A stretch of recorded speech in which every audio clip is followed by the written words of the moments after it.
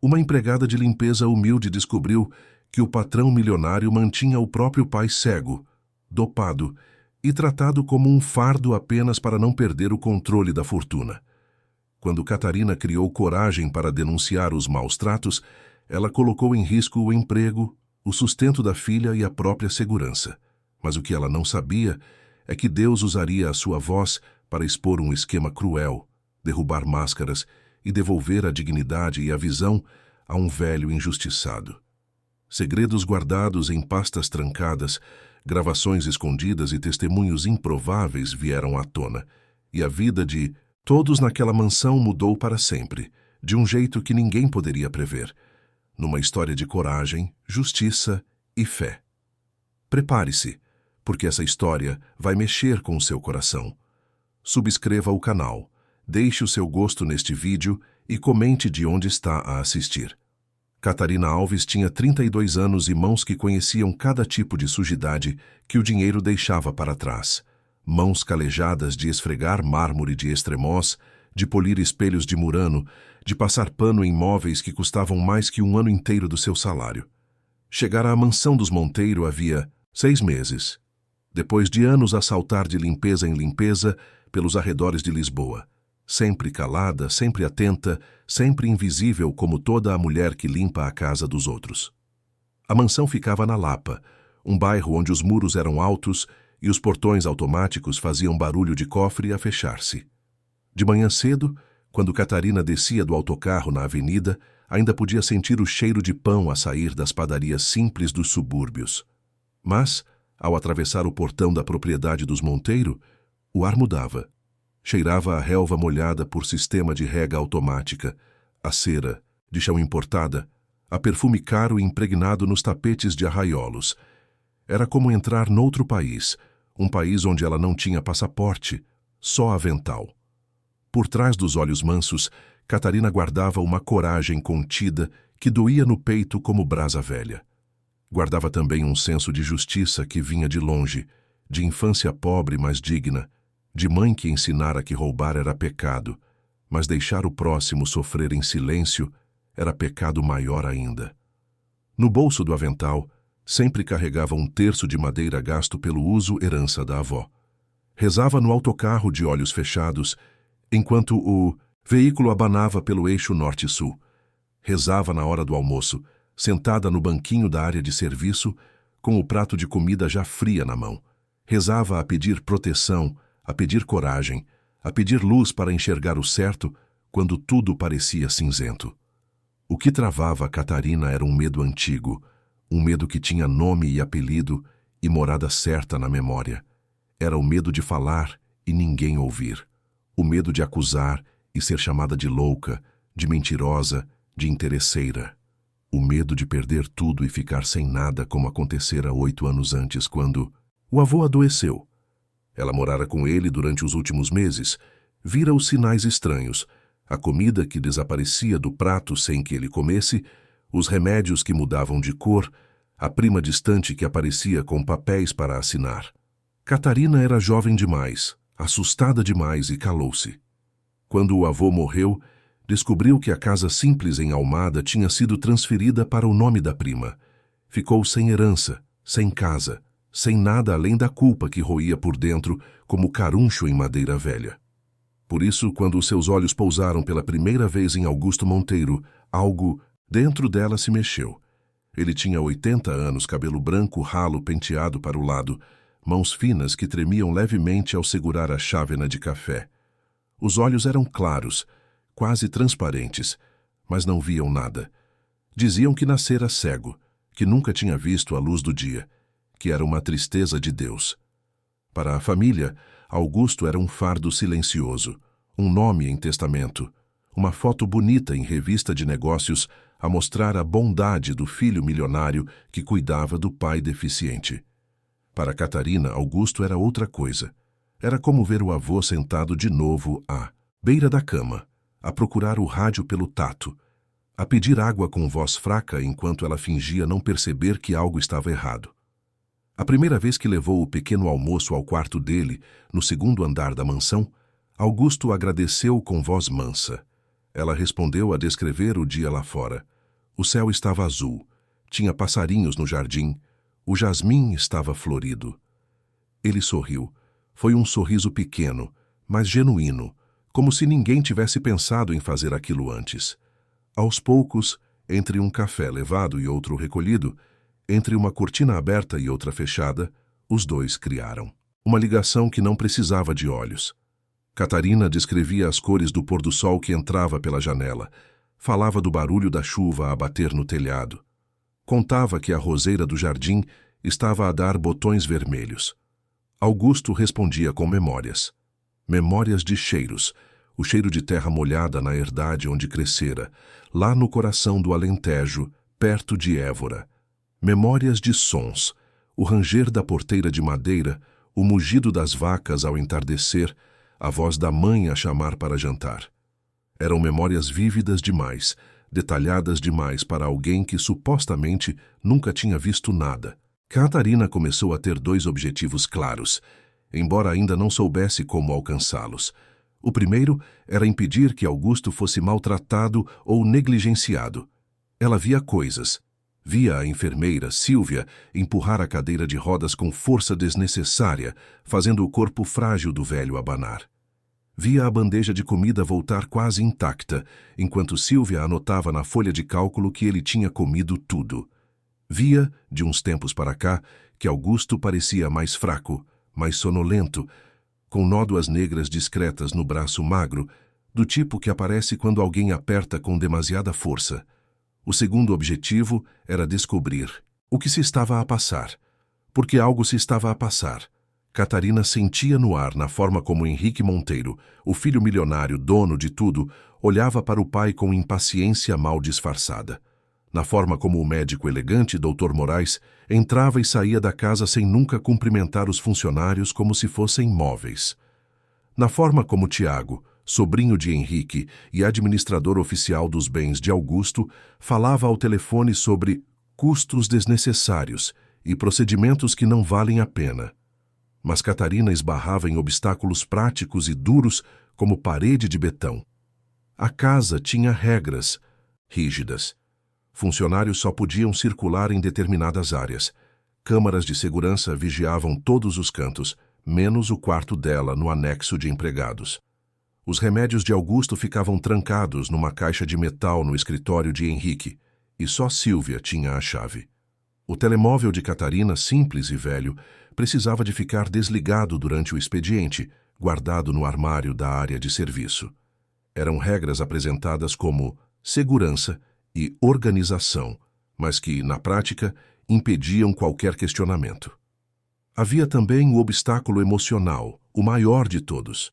O pavor de ser chamada de mentirosa, de falhada, de aproveitadora, o pavor de ser despedida e não ter como sustentar a filha de 8 anos, Leonor, que estudava com bolsa numa escola particular e precisava de uniforme, material, lanche.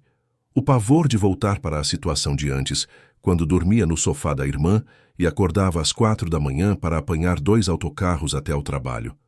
Mesmo assim, algo dentro dela não a deixava desistir. Começou a anotar detalhes num caderninho pequeno, desses de farmácia, que escondia atrás dos produtos de limpeza no armário da copa. Anotava horários, 14 dias. Sílvia entrou no quarto com remédio. Augusto adormeceu logo depois. Acordou. Só às 18h, confuso. Anotava observações. Nódoa negra no braço esquerdo, tamanho de polegar. Ele disse que não se lembrava de ter batido em nada. Anotava coincidências. Dr. Moraes veio numa quinta à noite. Não estava na agenda. Saiu com envelope. Catarina escutava tudo, via tudo, memorizava tudo. O relógio antigo da sala, por exemplo, atrasava exatamente 10 minutos. Ela descobriu isso a comparar com o relógio digital da cozinha. Decorou a rotina do intercomunicador defeituoso, que fazia um chiado antes de tocar. Sabia a hora exata em que Augusto pedia o terço para rezar. Sempre às 7 da noite, antes do jantar. Sabia que, quando chovia, ele ficava mais quieto, como se as lembranças doessem mais. Sabia que ele gostava quando ela cantarolava baixinho enquanto arrumava o quarto, porque dizia que a voz dela parecia com a da mãe dele, já falecida há 40 anos. Era uma urgência silenciosa que Catarina sentia, como quem ouve um comboio a aproximar-se nos carris antes de o ver. Uma urgência que apertava o peito, que tirava o sono, que fazia o terço rodar mais rápido entre os dedos durante as rezas no autocarro. Ela sabia que alguma coisa precisava de ser feita, mas não sabia o que, nem como, nem quando. Naquela noite de sexta-feira, depois de fechar as janelas da copa e conferir se todas as portas estavam trancadas, Catarina parou diante da imagem de Nossa Senhora que Dona Lourdes, a cozinheira, mantinha sobre o frigorífico. A santa estava iluminada por uma vela pequena, que tremeluzia e fazia sombras na parede. Lá fora, os carros importados dormiam na garagem. Lá dentro, o silêncio dos ricos parecia respeitável, intocável, protegido por alarmes e grades. Catarina fechou os olhos e sussurrou, com a voz embargada de quem tem medo da própria coragem. Senhor, mostra-me o que é certo. Mostra-me e dá-me coragem para não fugir desta vez. Não me deixes calar de novo. Não deixes. A vela tremeluziu, mas não se apagou. Do lado de fora, o cão do vizinho latiu uma vez, duas, e depois silenciou. A noite continuou, lenta e pesada, cheia de segredos que ainda não tinham vindo à luz. Os dias na mansão começavam antes do sol nascer, quando o céu sobre Lisboa ainda era uma mancha cinzento-azulada e a cidade respirava fundo antes de acordar de vez. Catarina abria as cortinas enormes da sala de estar, aquelas de veludo pesado que precisavam de cordão para se mover, e via lá fora os carros importados a dormir na garagem. Um BMW preto, um Mercedes prateado, um Porsche vermelho que Henrique raramente usava, mas fazia questão de manter reluzente. O silêncio dos ricos, àquela hora, ainda parecia respeitável, quase sagrado, como se o dinheiro tivesse poder até sobre o barulho. Na cozinha industrial, com bancadas de granito e eletrodomésticos de aço inoxidável, Dona Lourdes já mexia a panela grande de mingau para o pequeno almoço de Augusto. Ela tinha 62 anos, corpo cansado de 3 décadas a cozinhar para gente fina e olhos que sabiam mais do que a boca falava. Usava touca branca, avental impecável, e tinha um jeito de cortar cebola sem chorar que Catarina achava quase mágico. Enquanto a colher de pau rodopiava no mingau, Lourdes comentava baixinho sem olhar para Catarina. Aquele cheiro forte que veio do quarto do seu Augusto ontem não era remédio, não, era coisa mais pesada. E voltava a mexer, como se não tivesse dito nada demais. No elevador de serviço, aquele que os patrões nunca usavam, o porteiro Joaquim subia a trazer as compras do mercado. Era um homem, alto, magro, de uns 50 anos, que usava óculos de leitura pendurados no pescoço e tinha a mania de anotar tudo num caderninho da portaria. Enquanto organizava os legumes na despensa, comentou para Catarina que tinha visto movimentações estranhas na madrugada. O doutor Moraes chegou às 3 da manhã na quarta-feira, disse, a conferir as anotações. Não estava na agenda. Entrou direto, sem assinar o livro de visitas. Saiu 40 minutos depois com uma pasta debaixo do braço.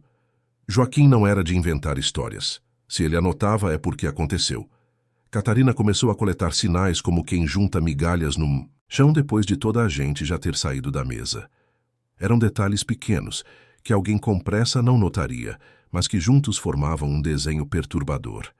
Certa manhã de terça-feira, ao dar banho em Augusto, ela percebeu um cheiro forte de álcool hospitalar no quarto, diferente do álcool gel comum. O lençol estava trocado, mas havia uma mancha amarelada meio escondida perto da almofada, como se alguém tivesse derramado algo e limpado às pressas. No braço magro de Augusto, perto do ombro, havia marcas amareladas, antigas, e uma nódoa negra nova, pequena mas nítida, bem no lugar onde se aplica uma injeção. Seu Augusto, o senhor tomou uma injeção? Perguntou Catarina com delicadeza, enquanto passava a esponja macia pelas costas dele. Não sei, minha filha, respondeu ele com voz cansada. Às vezes acordo e não me lembro do que aconteceu. A Sílvia diz que é a idade, que é normal esquecer as coisas. Mas quando Catarina mencionou a nova rotina da enfermeira, a voz de Augusto tremeu. Ela não gosta quando eu faço perguntas, disse baixinho, quase envergonhado. Diz que velho teimoso é um atraso de vida. Era uma fala pequena, mas doeu em Catarina como uma bofetada. Augusto era educado, gentil, grato por qualquer coisa. Ser tratado como fardo, como atraso, como peso, era uma crueldade silenciosa, que não deixava marca visível, mas que ia matando aos poucos a dignidade da pessoa. Na bandeja de remédios, algo não batia certo. Catarina não entendia de medicina, mas sabia contar e sabia ver. Os comprimidos trocavam de lugar sem explicação. Segunda-feira, os brancos ficavam do lado esquerdo da caixa organizadora. Na quarta, estavam do lado direito. Havia horários rabiscados à caneta sobre etiquetas impressas, como se alguém tivesse mudado a prescrição de última hora. A tampa da caixa de metal, onde guardavam os frascos, aquela que ficava trancada no escritório de Henrique, estava sempre ligeiramente torta, como se alguém a abrisse com pressa e não a fechasse direito. Enquanto isso, o barulho do status invadia o andar de baixo como música alta de carro de som. Festas, sempre festas. Henrique recebia amigos empresários para almoços que se tornavam jantares, com empregados de mesa contratados a servir champanhe francês e canapés que custavam mais que o salário semanal de Catarina. Risadas ecoavam pela área da piscina, música eletrônica tocava nas colunas de som embutidas, homens de camisa social sem gravata fumavam charutos caros debaixo do pergolado de madeira. Conversas sobre negócios, sobre ações na bolsa, sobre viagens para Miami, sobre o novo iate que fulano comprou. Lá dentro, Catarina passava pano nos restos de champanhe que escorriam sobre o mármore, recolhia taças de cristal ainda pela metade, limpava cinzas de cigarro que caíam no tapete de arraiolos. Era invisível. Podia passar ao lado de um grupo de 10 homens a rir alto e nenhum deles virava a cabeça. Era como ser um fantasma, mas um fantasma que precisava de limpar a sujidade dos vivos. A fricção entre o mundo dela e o mundo deles era como o som de um prato a rachar devagar, um barulho fino que só quem está perto consegue ouvir. Cada gargalhada vinha acompanhada de um suspiro abafado. Cada brinde a mais era 1 hora a mais a trabalhar sem receber extra. Cada "traz mais gelo, moça". Dito sem olhar para o rosto dela, era um lembrete de que ali Catarina não tinha nome, não tinha história, não tinha importância. Os primeiros antagonistas desenharam-se com clareza dolorosa. Sílvia, a enfermeira, era uma mulher de 40 e poucos anos, cabelo preso num coque apertado, unhas feitas, perfume enjoativo. Tratava Augusto com impaciência mal disfarçada, apertando-lhe o braço com força desnecessária, ao ajudá-lo a levantar, suspirando alto quando ele pedia para repetir alguma explicação. Uma vez, Catarina viu Sílvia empurrar a cadeira de rodas com tanta força que Augusto se assustou e deixou cair o terço no chão. "Credo, que mão pesada!" reclamou a enfermeira, como se a culpa fosse dele. Tiago, sobrinho de Henrique e administrador oficial dos bens de Augusto, aparecia 2 vezes por semana com uma pasta de couro e ar, de quem tem coisas mais importantes para fazer. Falava do avô como se fosse uma folha de cálculo. "Estes custos com medicação importada estão a pesar no orçamento", comentava ao telefone, a andar de um lado para o outro da sala. "Precisamos de reavaliar o que é realmente necessário." Quando passava por Augusto, cumprimentava com um aceno rápido, sem parar, sem perguntar como ele estava. Ainda assim, nem tudo era trevas. Surgiam figuras benevolentes, pequenas luzes acesas na escuridão. Dona Lourdes, apesar de temer perder o emprego, deixava escapar olhares de reprovação quando via algo errado. Uma vez, ao servir o almoço de Augusto, comentou alto o suficiente para Sílvia ouvir: "Comida de velho tem que ser feita com carinho, não com pressa." Foi um recado, subtil mas firme. Joaquim, o porteiro, anotava tudo na portaria com zelo quase religioso: horário de entrada e saída de cada pessoa, matrícula de cada carro, número de telefone de cada entregador. Guardava aqueles cadernos velhos em ordem cronológica numa gaveta, porque nunca se sabe quando a gente precisa de se lembrar de alguma coisa, dizia. Era um homem quieto, mas observador, do tipo que enxerga o que os outros fingem não ver. E havia o padre Manuel da paróquia de Santo Antônio, no bairro vizinho. Um homem de uns 70 anos, voz mansa, batina sempre bem passada, que visitava Augusto uma vez por mês para rezar o terço e conversar. Nas últimas visitas, percebera a tristeza crescente no rosto do velho, a forma como Augusto se calava no meio da reza, perdido em pensamentos. "O senhor está bem, seu Augusto?" perguntava. E Augusto respondia sempre a mesma coisa: "Estou vivo, padre. Às vezes, isso já é muito."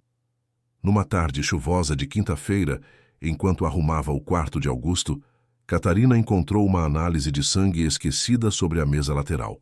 Era um papel amachucado, com carimbo de laboratório, particular cheio de palavras que ela não entendia.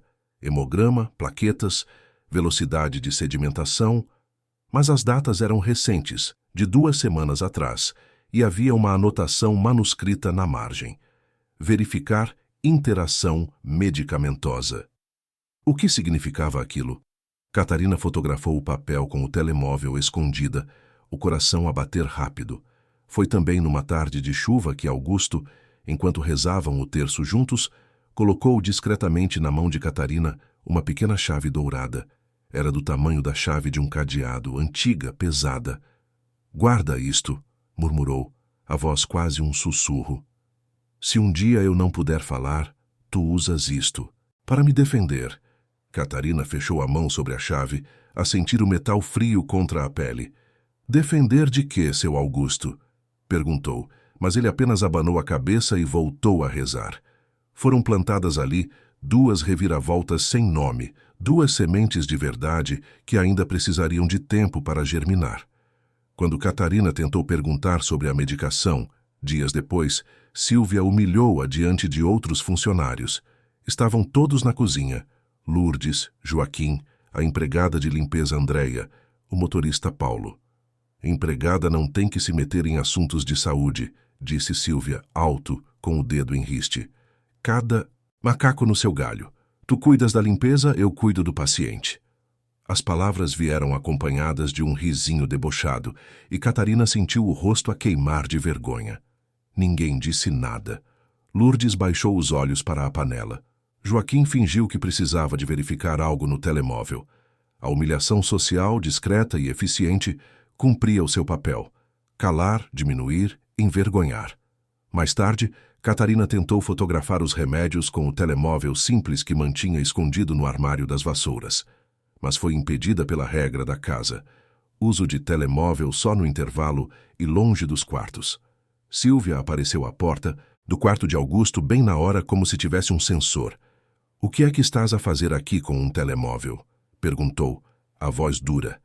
Catarina inventou uma desculpa rápida, disse que tinha esquecido o aparelho ali de manhã, mas a enfermeira não acreditou. Levou a reclamação a Henrique, que chamou Catarina ao escritório e deixou claro: "Mais uma dessas e estás na rua." Mesmo assim, naquela noite, depois de perder o último autocarro e andar 40 minutos até a casa alugada na Amadora, Catarina abraçou a filha a dormir. Leonor tinha 8 anos, cabelo encaracolado igual ao da mãe, e dormia abraçada a um ursinho de peluche surrado. O apartamento era minúsculo, um T1 com infiltração no teto da casa de banho e um frigorífico que fazia barulho alto demais. Mas era delas. Sentada na beira da cama, ainda de uniforme, Catarina pensou que aquele cansaço também fazia parte do preço de enxergar o que os outros fingiam não ver. Pensou na chave escondida no fundo da bolsa. Pensou na análise fotografada. Pensou em Augusto, sozinho naquela mansão enorme, cego, frágil, à mercê de gente que só via nele um número, um custo, um problema. Pensou e rezou. E decidiu que desta vez não se ia calar. Henrique Monteiro era conhecido nas revistas de negócios como um visionário. A revista Visão entrevistara-o 6 meses antes com uma foto dele de braços cruzados diante da sede da empresa, sorriso confiante, fato azul marinho impecável. A matéria falava da trajetória de superação. De filho de deficiente visual a magnata do mercado imobiliário. Contava como ele crescera a cuidar do pai cego, como isso o ensinara sobre responsabilidade, como transformara a dificuldade em motivação. Era uma história bonita, redonda, inspiradora. O paradoxo cruel é que o pai, Augusto, cego de verdade, era mantido como vitrina de bondade filial em fotos cuidadosamente dirigidas. Henrique fazia questão de publicar nas redes sociais, sempre no dia do pai ou no aniversário do velho. Augusto, sentado na cadeira de rodas, ele ao lado, mão no ombro do pai, legenda emocionada sobre gratidão e família. Os comentários choviam. Exemplo de filho. Que lindo! Deus vos abençoe. Gostos aos milhares. Partilhas. Prestígio social convertido em lucro emocional. O que ninguém via, porque ninguém queria ver, era o medo profundo que Henrique carregava. Medo de perder o controle da fortuna acumulada caso o pai voltasse a ter voz nas decisões. Augusto ainda era legalmente dono de 40% das ações da construtora. Henrique administrava tudo através de uma procuração ampla assinada anos atrás, quando a visão do pai piorara de vez. Mas procurações podem ser revogadas, testamentos podem ser mudados. E um velho lúcido capaz de assinar papéis, capaz de questionar, capaz de enxergar, era uma ameaça. O médico oftalmologista, Dr. Moraes, era o cúmplice funcional dessa engrenagem. Elegante, sempre elegante. Cabelo grisalho penteado para trás, óculos de grife, gravata de seda, sapato italiano. Consultório nas Avenidas Novas, numa clínica de luxo com chão de mármore e recepcionista, que oferecia café em chávena de porcelana. Fazia visitas programadas à mansão dos Monteiro, sempre às quintas-feiras, às 10 da manhã, pontual como um relógio suíço. Subia direto ao quarto de Augusto. Passava meia hora lá dentro, descia com a pasta de couro debaixo do braço e saía sempre com um envelope discreto, do tipo que cabe no bolso interno do casaco. Para ele, a situação de Augusto era estável e irreversível. Usava estas palavras exatas, com voz calma, profissional, diante de qualquer pergunta sobre a possibilidade de cirurgia. O quadro do Sr. Augusto é estável e irreversível. Qualquer intervenção seria arriscada demais para a idade dele. Por trás das palavras técnicas, havia contratos generosos. A construtora de Henrique fornecia consultoria para 3 hospitais particulares, onde o Dr. Moraes atendia, com valores que faziam o médico dormir muito bem à noite. Era um arranjo confortável, limpo, sem sangue visível, sem violência explícita. Apenas omissão bem remunerada. A primeira grande mudança no rumo de tudo aconteceu numa tarde de domingo, última semana de setembro, quando o céu sobre Lisboa estava daquele azul lavado depois da chuva e as ruas do bairro pareciam mais quietas que o normal. A família estava fora num almoço de negócios em Cascais. Henrique, a esposa, Tiago, os amigos. Só ficaram na mansão os funcionários de serviço. Catarina, Joaquim na portaria e a empregada de limpeza Andréia, que limpava a área externa. Com a chave que Augusto lhe dera, escondida por semanas no fundo da nécessaire de maquilhagem que ela nem usava, a suar das mãos, a tremer como uma folha ao vento, Catarina entrou discretamente no escritório de Henrique. A porta de mogno maciço rangeu baixinho. O cheiro de couro das poltronas e madeira encerada do chão contrastava com o peso no peito, com o medo que apertava a garganta. Meu Deus, protege-me, sussurrou a fazer o sinal da cruz. O escritório era amplo, com uma estante de livros que ia do chão ao teto, uma mesa enorme de jacarandá, quadros caros na parede. Catarina sabia que tinha pouco tempo, 10 minutos no máximo, antes que alguém estranhasse a sua ausência. Foi direta ao arquivo lateral, aquele móvel antigo de gavetas fundas. A chave serviu. A fechadura girou com um clique metálico que pareceu alto demais no silêncio da casa. No fundo da segunda gaveta, ela encontrou uma pasta grossa de cartão verde, marcada com uma etiqueta branca onde estava escrito à mão: Augusto Monteiro, médico. As mãos de Catarina tremiam tanto que quase deixou cair a pasta. Abriu-a ali mesmo, de pé, sem sequer se sentar na cadeira de couro. Ali dentro, Relatórios antigos revelavam algo que desmontou a história oficial como um castelo de cartas. O primeiro documento era uma ficha de hospital de 1952, quando Augusto tinha 7 anos. Diagnóstico: infecção ocular bacteriana, tratamento inadequado, sequelas graves em ambos os olhos. Catarina não entendia todos os termos, mas entendia o essencial. Augusto não nascera cego. Ele enxergara, vira o mundo, vira as cores, o rosto da mãe, o azul do céu, o verde das árvores. E perdera a visão aos poucos, por causa de uma doença maltratada, numa época em que gente pobre do interior não tinha acesso a um bom médico. Mais adiante, exames recentes, de 3 anos atrás. Possibilidade de recuperação parcial da visão mediante cirurgia de catarata no olho direito, com implante de lente. Prognóstico favorável, considerando a idade e as condições gerais de saúde. Havia uma anotação manuscrita na margem, com uma letra que Catarina reconheceu como sendo do Dr. Moraes. Família optou por adiar procedimento. Optou. Como se Augusto tivesse participado da decisão, como se alguém lhe tivesse perguntado se queria enxergar de novo. Havia mais. Prescrições de medicamentos trocados ao longo dos últimos 6 meses, sempre assinadas pelo Dr. Moraes, sempre com justificativas técnicas, que pareciam razoáveis à primeira vista. Mas Catarina notou um padrão. Os remédios para a ansiedade tinham aumentado de dosagem 3 vezes, os para dormir também, e havia a inclusão recente de algo chamado sedativo leve para controlo de agitação. Augusto não era agitado. Augusto era o homem mais manso que Catarina conhecera. Enquanto tentava ler aos tropeços, o coração, disparado, os passos de Henrique ecoaram no corredor. Inconfundíveis. O sapato social a bater no chão de madeira, o ritmo firme de quem está a chegar à casa antes do previsto. Catarina quase foi apanhada. O pânico subiu como uma onda. Fechou a pasta às pressas, guardou-a na gaveta, girou a chave, mas não teve tempo de sair.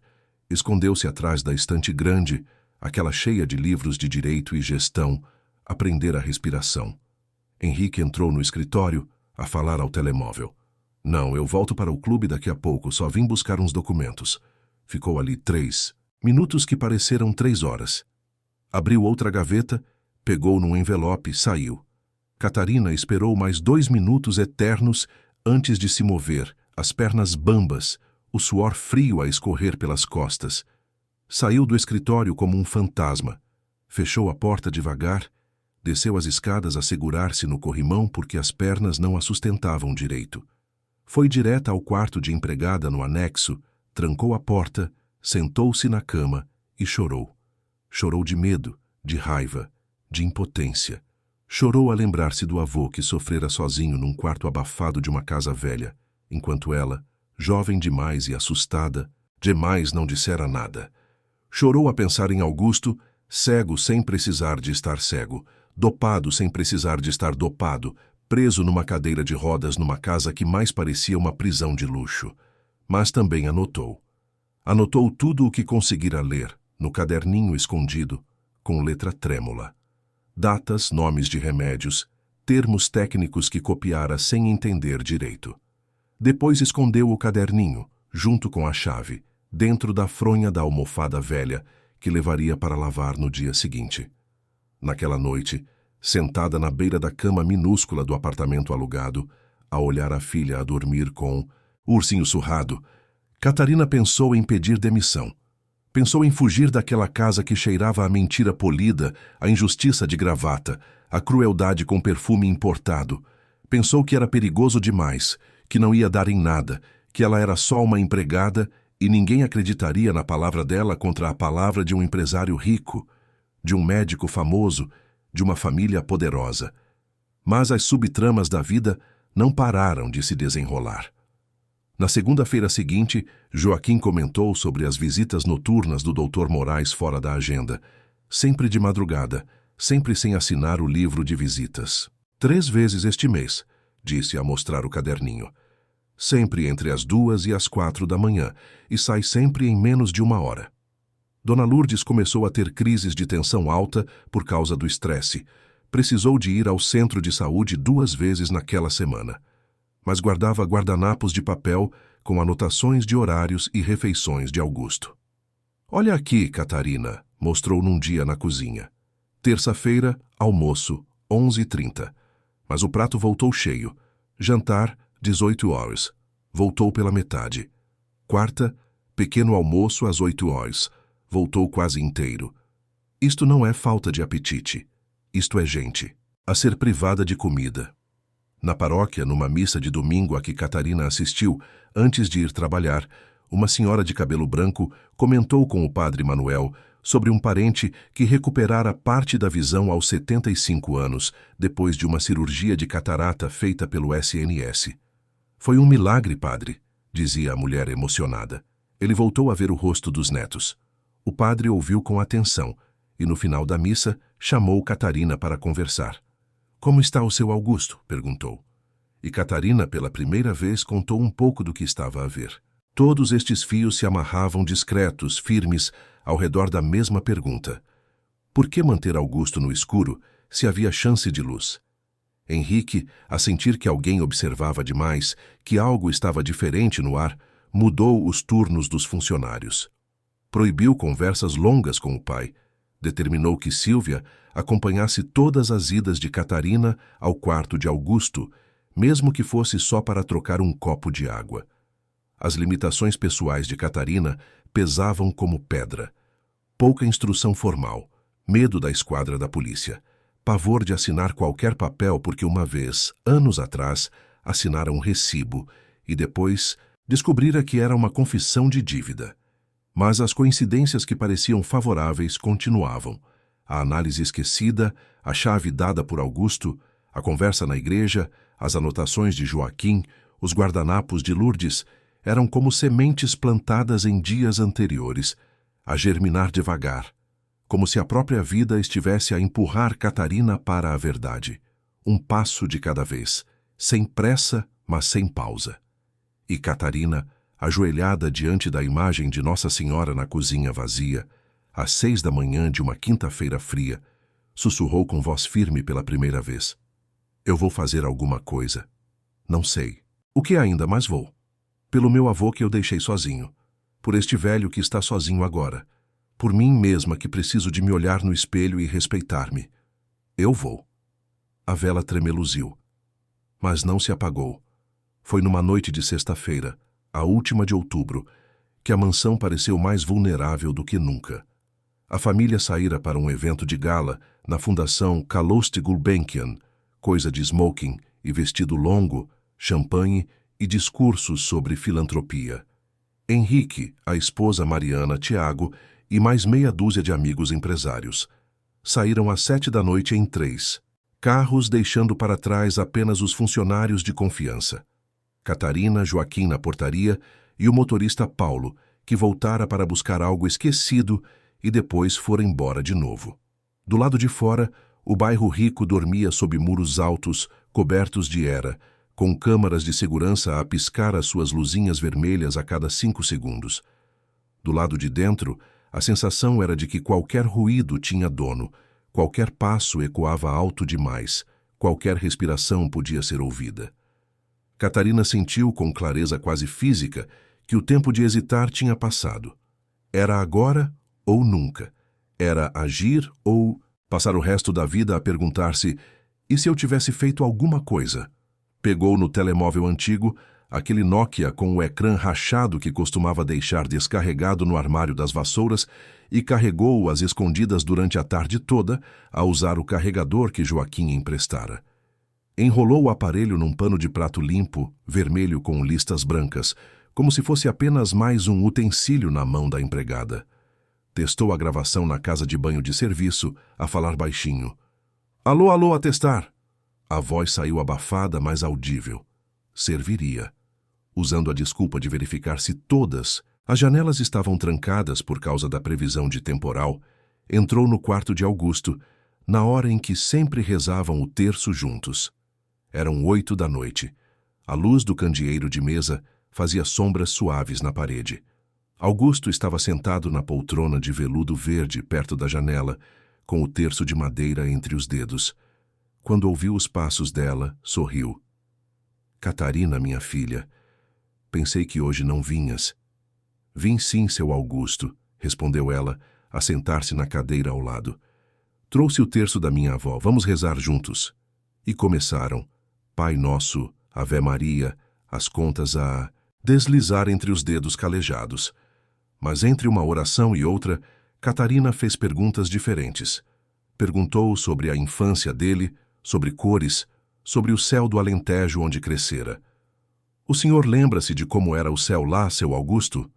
Para sua surpresa, Augusto não hesitou. Lembro-me, sim, disse, a voz a ganhar vida. Era um azul forte, sabes? Azul como aqueles azulejos antigos de igreja. No verão, ficava ainda mais claro, quase branco de tão forte o sol. Catarina continuou, o coração acelerado. E tinha árvores lá. Tinha uma mangueira enorme no quintal. As folhas eram daquele verde, escuro bem fechado. Quando ventava, a sombra dançava no chão. A voz dele estava emocionada agora. E eu tinha uma bicicleta vermelha, vermelho vivo, que o meu pai comprou quando fiz 6 anos. Lembro-me que brilhava ao sol. Eram lembranças de quem já tinha visto o mundo, de quem conhecia as cores não de ouvir falar, mas de ter olhado com os próprios olhos. O telemóvel, apoiado discretamente sobre a cômoda, escondido atrás da moldura com uma foto antiga, registrava cada palavra, cada detalhe, cada prova viva de que a história oficial era mentira. Mais tarde, por volta das 9h30, o Dr. Moraes chegou para uma visita que não estava na agenda. Joaquim avisou pelo intercomunicador, surpreendido.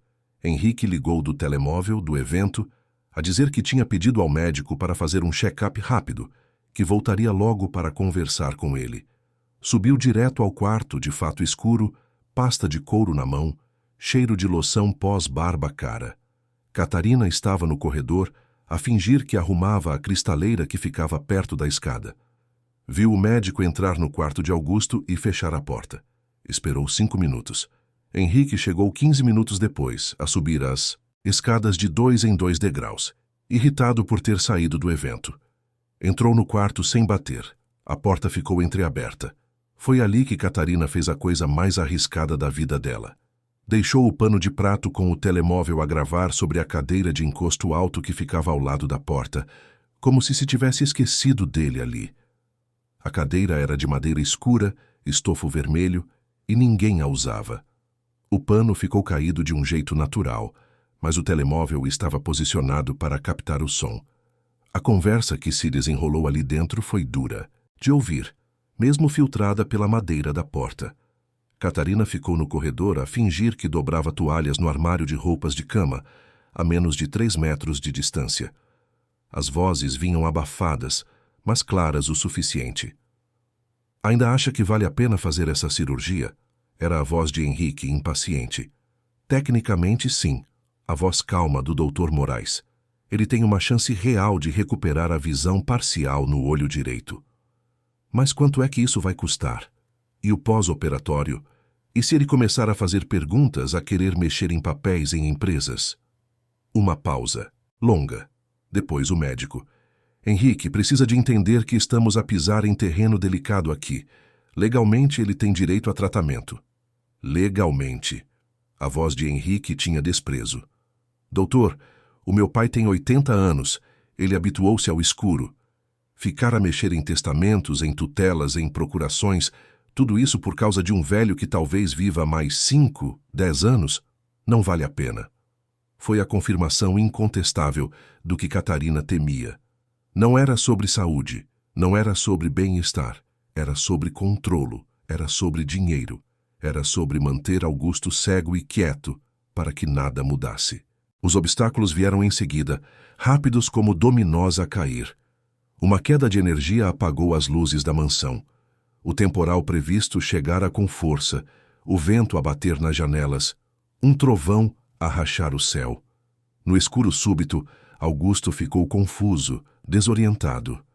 Tentou levantar-se sozinho a procurar o terço que tinha caído no chão. Catarina precisou de subir as escadas a correr, às cegas, com o coração na boca. A área de serviço estava molhada porque uma janela ficara aberta e a chuva entrara. Ela escorregou, torceu o tornozelo, sentiu a dor aguda a subir pela perna. Mas continuou. Subiu a mancar, a segurar-se no corrimão, a chamar. Seu Augusto, estou a ir, fique quieto. Chegou ao quarto no momento em que ele estava de pé, tonto, a tentar orientar-se no escuro total. Segurou o corpo magro dele com o próprio corpo, quase caindo junto, mas conseguindo sentá-lo de volta na poltrona. Calma, calma, estou aqui, repetia, a voz trêmula. O tornozelo latejava, a inchar dentro do sapato. Ao mesmo tempo, sabia que as câmaras de segurança tinham gerador próprio. A luz de emergência acendera no corredor. Qualquer movimento em área proibida, qualquer coisa fora do normal, podia ser usado contra ela. Henrique e o Dr. Moraes tinham descido para verificar o que acontecera.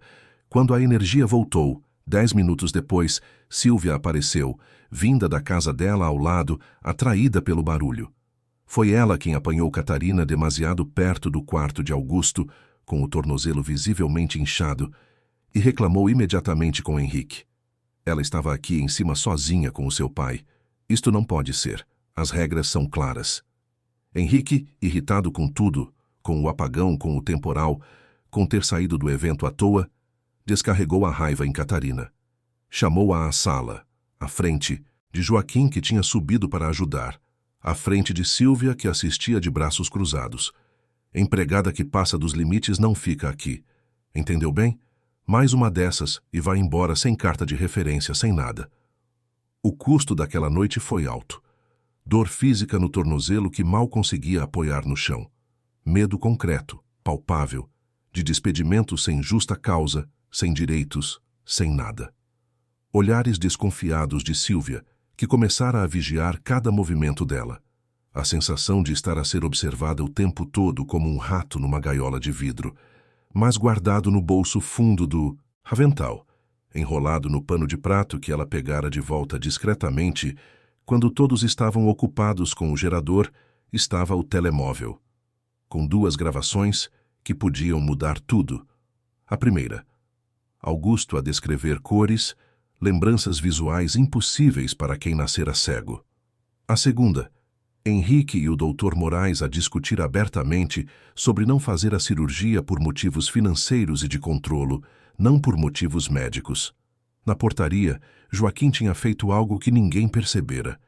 Horas antes do apagão, desconfiado de que algo ia acontecer naquela noite, ajeitara discretamente o ângulo de uma das câmaras de segurança do corredor do 2º andar. Em vez de filmar a porta do escritório, filmava agora o vão da escada, a diminuir o risco de comprometer Catarina se ela precisasse de subir às pressas. Era um ato pequeno, quase invisível, mas significava que ela não estava completamente sozinha. Na cozinha, durante o apagão, Dona Lourdes tivera uma crise de tensão alta, ou pelo menos foi o que ela disse, a colocar a mão no peito e a sentar-se na cadeira, a pedir ajuda. Sílvia precisou de descer para a atender, medir a tensão, dar-lhe um remédio, ficar ali uns 20 minutos. Foi exatamente o tempo que Catarina precisou para estar sozinha com Augusto, para fazer as perguntas, para gravar a conversa. Lourdes nunca disse nada, mas quando Catarina se cruzou com ela mais tarde, na despensa, a cozinheira apenas piscou um olho, devagar, em silêncio. Quando finalmente chegou à casa, já passava da meia-noite.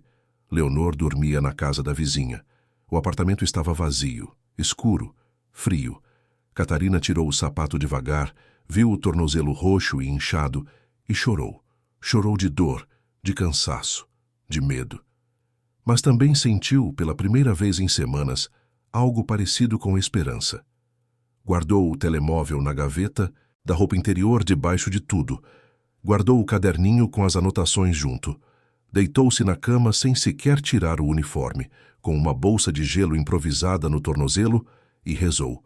Rezou a agradecer pela proteção, pelos aliados silenciosos, pela coragem que viera não sabe de onde.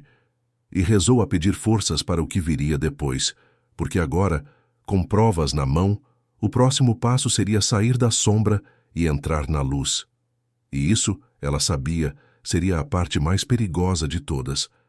Na manhã de segunda-feira, com o tornozelo ainda dorido, mas enfaixado com uma ligadura que a vizinha emprestara, Catarina desceu do autocarro no centro de Lisboa. A luz clara de novembro batia forte nos prédios de vidro, nos carros parados no trânsito, nos passeios cheios de gente apressada. O barulho da cidade era ensurdecedor depois do silêncio controlado da mansão. Buzinas, vendedores ambulantes a gritar, música a sair das lojas, uma britadeira a quebrar o asfalto 2 ruas adiante. Ela estava acompanhada do padre Manuel, que levava uma pasta simples de plástico azul, daquelas que custam 2 euros na papelaria. Dentro, o caderninho de anotações dela, cópias dos nomes das análises médicas que conseguirá anotar, e o telemóvel velho com as 2 gravações. Catarina usava a melhor roupa que tinha, calças pretas de tecido fino que comprara numa loja de segunda mão, blusa branca de mangas compridas, sapato fechado preto. Tinha passado a noite anterior a lavar e a passar a roupa, porque sabia que a aparência importa, principalmente quando se é pobre e se precisa de ser levado a sério. O serviço de apoio judiciário ficava num prédio cinzento de 10 andares na Baixa, com fila à porta e um segurança a pedir identificação. Subiram de elevador até o 4º andar, onde ficava o Núcleo de Defesa dos Idosos. A sala de espera tinha cadeiras de plástico azul, todas ocupadas, cheiro de café velho e produto de limpeza de chão. Nas paredes, cartazes sobre direitos, sobre denúncia de maus-tratos, sobre a lei de proteção. Foram atendidos por uma jovem estagiária de direito chamada Sofia. Tinha uns 25 anos, cabelo preso num rabo de cavalo, óculos de grau, t-shirt da faculdade por baixo do blazer preto. Quando Catarina entregou a pasta e começou a contar a história, a voz a tremer no começo, mas a ficar mais firme conforme avançava, Sofia ouviu tudo, com olhos que foram ficando marejados. A minha avó, disse ela quando Catarina terminou de falar, morreu num lar de idosos. Nós denunciamos maus-tratos, mas ninguém levou a sério. Quando conseguimos tirá-la de lá, já era tarde. Limpou os olhos com as costas da mão. Desculpe, é que esta história me toca de um jeito particular. Sofia colocou o áudio a tocar ali mesmo, na sala pequena que servia de atendimento.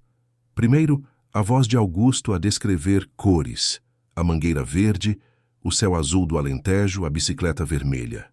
Depois, mais pesada, a conversa entre Henrique e o Dr. Moraes, onde ficava claro que a cirurgia não era feita por motivos de conveniência financeira e controlo, não por impossibilidade médica. Quando o áudio terminou, Sofia estava de pé, a andar de um lado para o outro da sala. Isto aqui é grave, muito grave. Os factos começaram a ser validados passo a passo, com a precisão de uma investigação policial. A estagiária solicitou, através de um ofício do apoio judiciário, cópias dos relatórios médicos nos hospitais citados nos papéis de Augusto.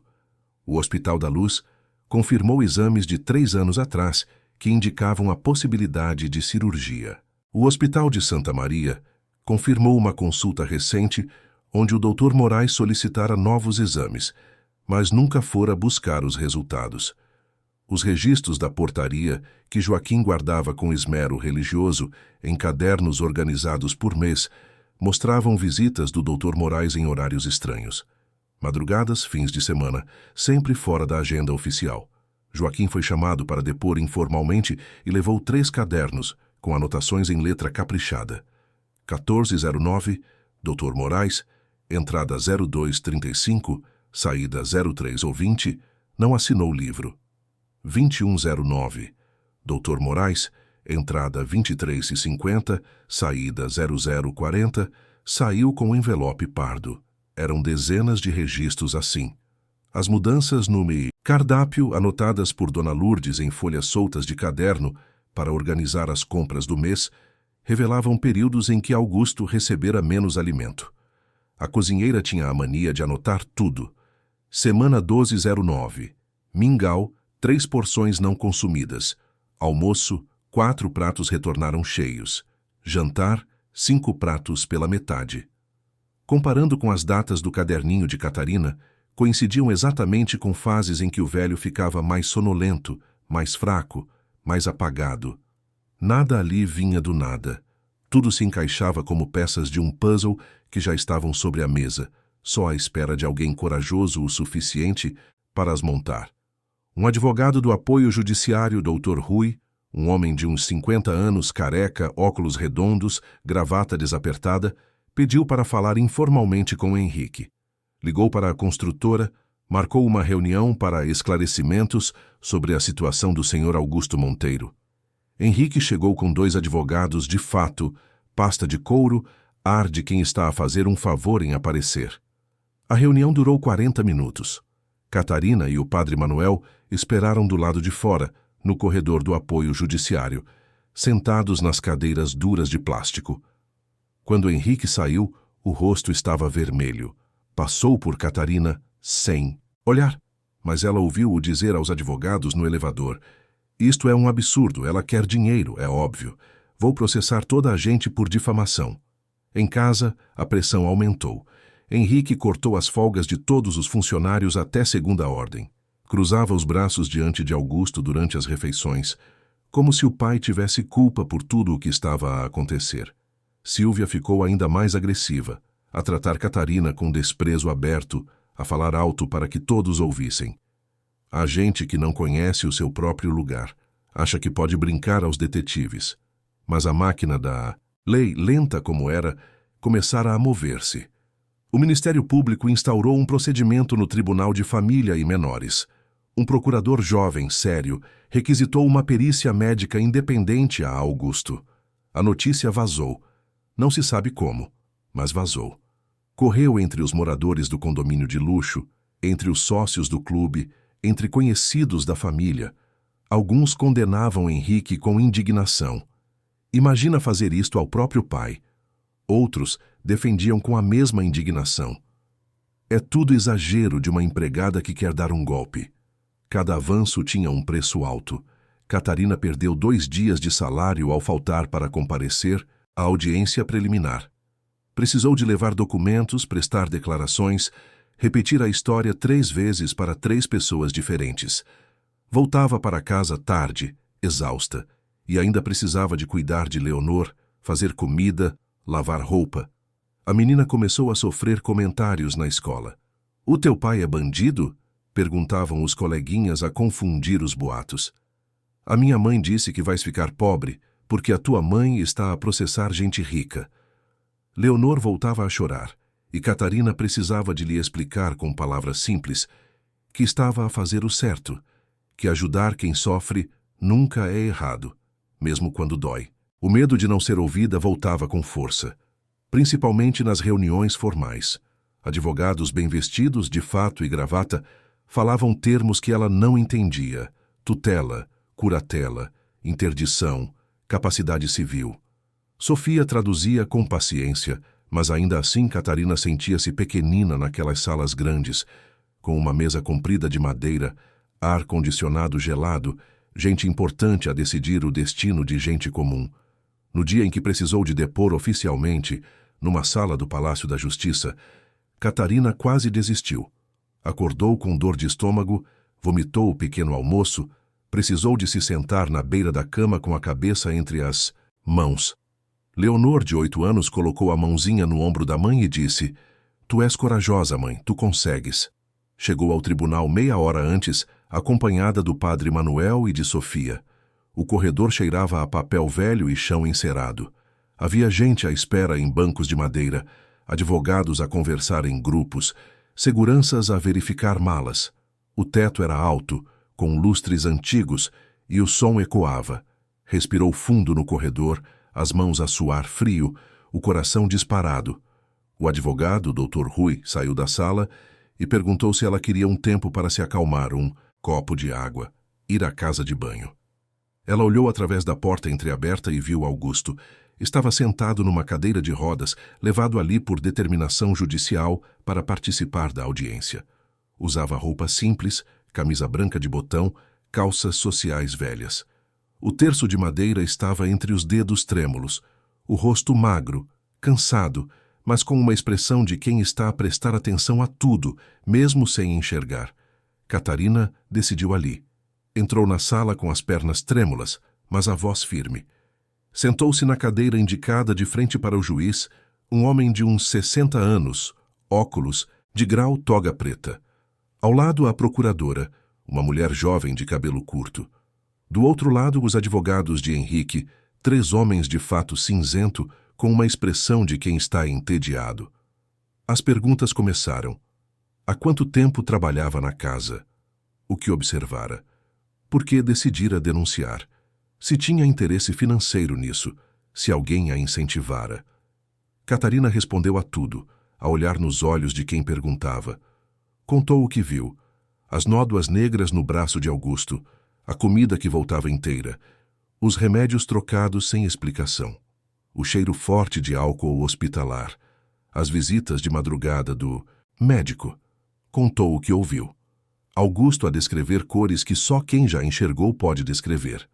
Henrique e o Dr. Moraes a discutir abertamente que não valia a pena fazer a cirurgia por causa de testamento e empresa, não por causa da saúde. Contou por que decidira falar. Porque eu já fiquei quieta uma vez, deixei o meu avô sofrer sozinho, e quando ele morreu, não consegui perdoar-me. Não ia deixar isso acontecer de novo. Não floreou, não inventou, não chorou, embora a vontade fosse grande. Quando terminaram as perguntas, quase 1 hora depois, fez apenas o sinal da cruz, em silêncio, com a mão a tremer. Do lado de fora, no corredor, o padre Manuel estava à espera. Apenas lhe apertou o ombro, com força, como quem diz que a fé também se prova nos corredores do tribunal, não só nos bancos da igreja. Sofia estava radiante. Foste incrível, disse a abraçar Catarina com força. Incrível mesmo. Catarina encostou-se na parede fria do corredor e finalmente deixou as lágrimas saírem. Chorou de alívio, de cansaço, de medo ainda presente, mas também de algo novo, algo que não sentia há anos, a sensação de ter feito a coisa certa, custe o que custar. Lá dentro da sala, Augusto, que ouvira tudo sem enxergar nada, apertava o terço com tanta força que os dedos ficaram brancos, e pela primeira vez em anos, sorriu. 6 meses depois, a vida tinha outro ritmo, outro cheiro, outra cor. Augusto já não morava na mansão da Lapa, com os seus muros altos e silêncio controlado.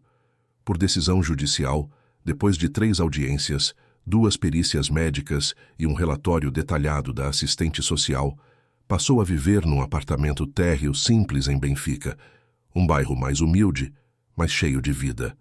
O apartamento ficava numa rua tranquila, arborizada, onde os vizinhos se cumprimentavam no passeio e as crianças brincavam à apanhada na praceta da esquina. Era um prédio antigo, de apenas 3 andares, sem elevador, com uma portaria pequenina onde o porteiro, o Sr. Mário, conhecia toda a gente pelo nome. O apartamento em si tinha 2 quartos, sala e cozinha, tudo simples mas arejado, com janelas grandes que davam para um quintal coletivo onde havia uma nespereira e um estendal comunitário. A tutela fora revista num processo que durou meses. Henrique perdera a administração exclusiva dos bens do pai. Um curador nomeado pelo tribunal agora supervisionava as finanças de Augusto, com acompanhamento trimestral de uma assistente social. Henrique fora obrigado, por ordem judicial, a custear todas as despesas do pai: aluguer, medicamentos, alimentação, cuidadora. Além disso, respondia por um processo de omissão de cuidados que ainda corria lentamente em tribunal, mas que já resultara numa multa pesada e numa advertência pública. Uma cirurgia, cuidadosamente avaliada por uma equipa médica do Hospital de Santa Maria, devolvera a Augusto uma visão parcial. Não era uma visão perfeita, longe disso. Os médicos explicaram com palavras técnicas: catarata removida, lente implantada, resultado satisfatório para a idade. O que isso significava na prática é que Augusto não enxergava como um jovem, mas distinguia vultos, formas grandes, a luminosidade da janela quando o sol batia forte, e, sobretudo, conseguia reconhecer o contorno desfocado dos rostos queridos quando chegavam perto o suficiente. Na primeira vez em que conseguiu reconhecer o cabelo preso de Catarina, 3 semanas depois da cirurgia, ainda com os olhos sensíveis à luz, ainda a usar óculos escuros dentro de casa, apontou com o dedo trêmulo para ela e riu como uma criança. És morena, disse maravilhado. Eu sabia pela voz, mas agora eu vejo. A voz dele quebrou de emoção. Posso ver-te, minha filha. Catarina chorou. Chorou ali mesmo, à frente dele, sem vergonha, sem se conter. Para a medicina, aquilo era um resultado esperado, mais um caso de sucesso estatístico. Para o coração de Augusto, para o coração dela, era um milagre mesmo. Um milagre que vem de Deus, sim, mas que também vem da coragem de quem não se cala diante da injustiça. Catarina agora trabalhava formalmente como cuidadora de Augusto, com contrato de trabalho e jornada definida.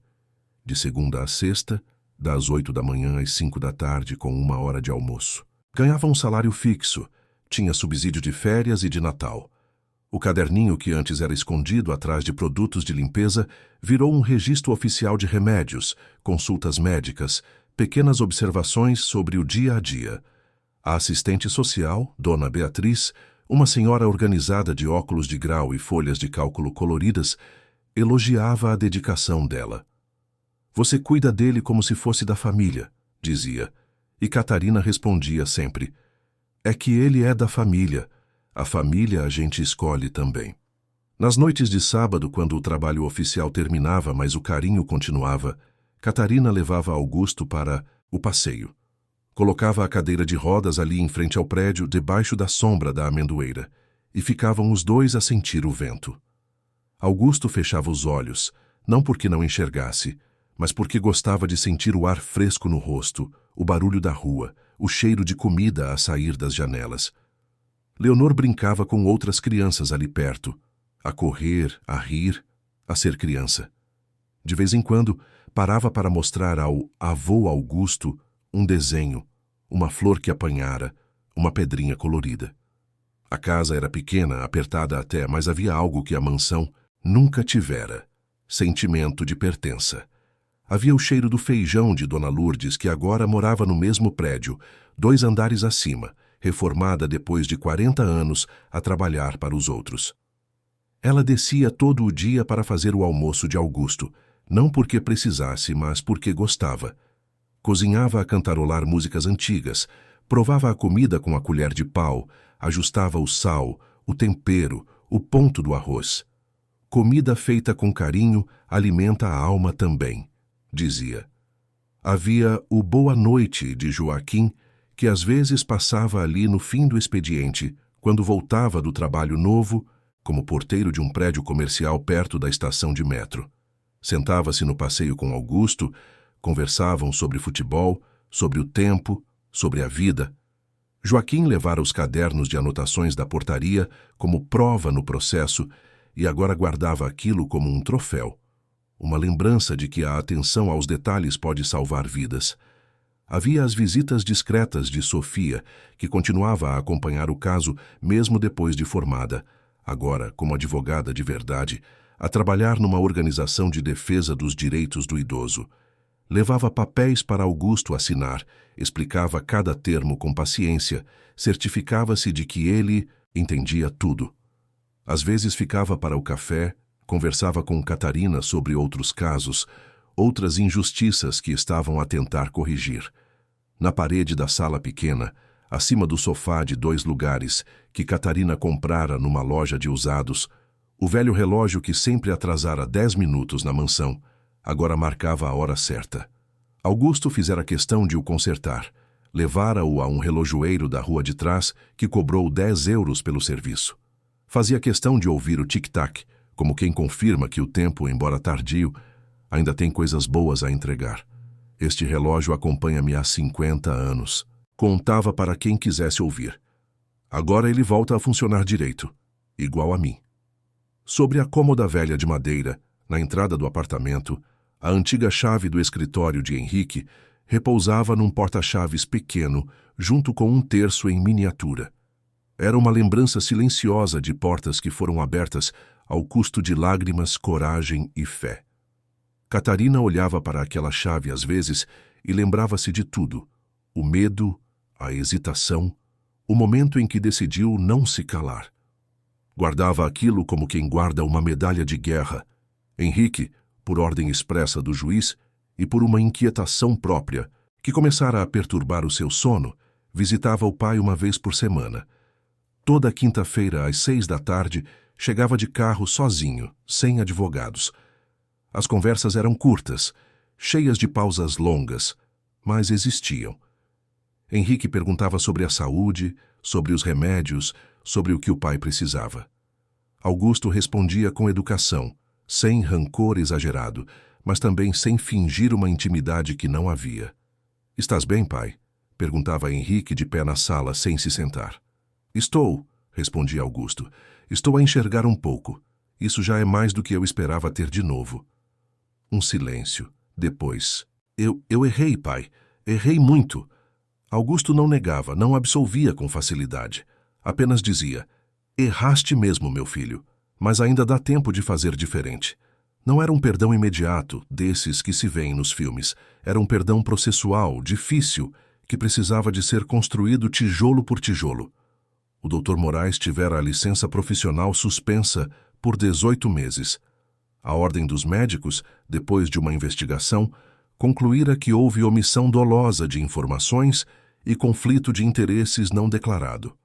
Agora atendia em campanhas de saúde em bairros da periferia, trabalho voluntário determinado como parte da punição. Aprendera a olhar nos olhos de gente que não podia pagar, gente que dependia do SNS, gente que esperava horas na fila para ser atendida.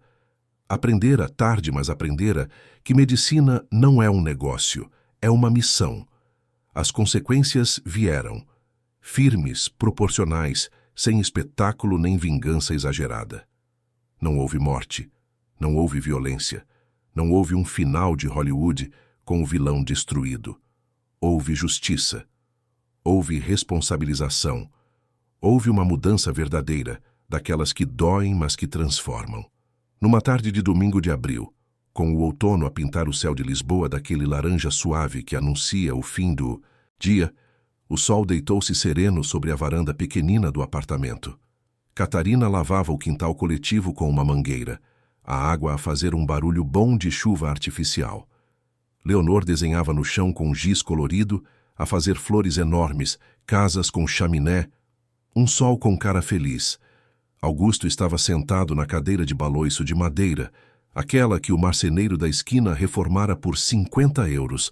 Apertava o terço de madeira gasto pelo uso, as contas a deslizar devagar entre os dedos.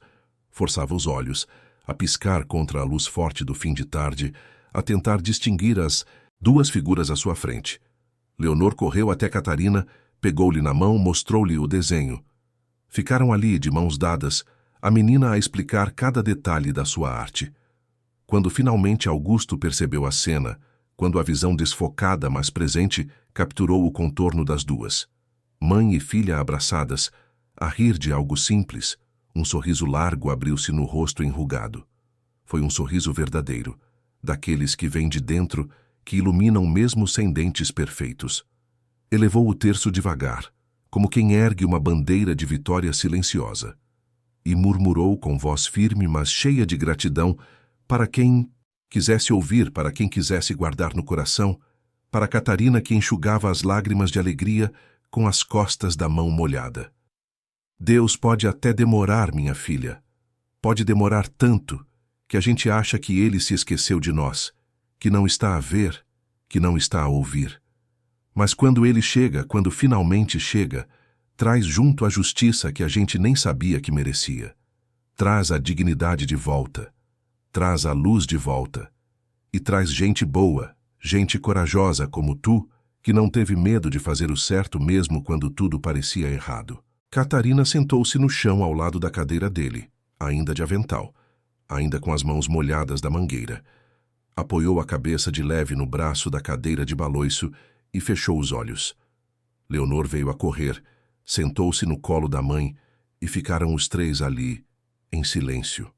O relógio da sala marcava 6:15 da tarde, hora certa. O terço continuava a girar, devagar, nas mãos de Augusto. O vento abanava as folhas da amendoeira. E naquela casa pequena, simples, apertada, cheia de móveis velhos e histórias difíceis, havia finalmente o que a mansão rica nunca tivera: paz verdadeira, justiça restaurada, amor que não se compra, não se herda, mas se conquista com coragem e fé. E isso, Catarina sabia agora, valia mais que todo o mármore importado, toda a cristaleira de Murano, todo o carro importado a dormir numa garagem de luxo. Valia tudo.